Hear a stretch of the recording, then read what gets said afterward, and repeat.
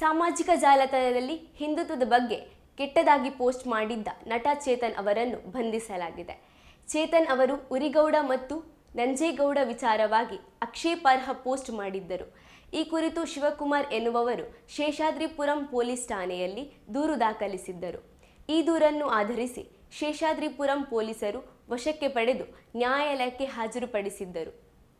ಸದ್ಯ ಚೇತನ್ ಅವರು ಜಾಮೀನು ಅರ್ಜಿ ವಿಚಾರಣೆ ಮುಂದೂಡಿರುವ ನಗರದ 32ನೇ SCMM ಕೋರ್ಟ್ ಚೇತನ್ ಅವರನ್ನು 14 ದಿನ ನ್ಯಾಯಾಂಗ ಬಂಧನಕ್ಕೆ ಒಪ್ಪಿಸಿದೆ.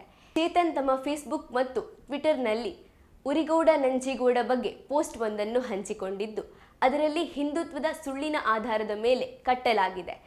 ರಾಮನು ರಾವಣನನ್ನು ಸೋಲಿಸಿ ಅಯೋಧ್ಯೆಗೆ ಹಿಂದಿರುಗಿದ ಭಾರತೀಯ ರಾಷ್ಟ್ರ ಪ್ರಾರಂಭವಾಯಿತು ಎನ್ನುವುದು ಇದು ಒಂದು ಸುಳ್ಳು. 1992ರಲ್ಲಿ ಬಾಬರಿ ಮಸೀದಿ ರಾಮನ ಜನ್ಮಭೂಮಿ ಕುರಿತು ಇದು ಒಂದು ಸುಳ್ಳು.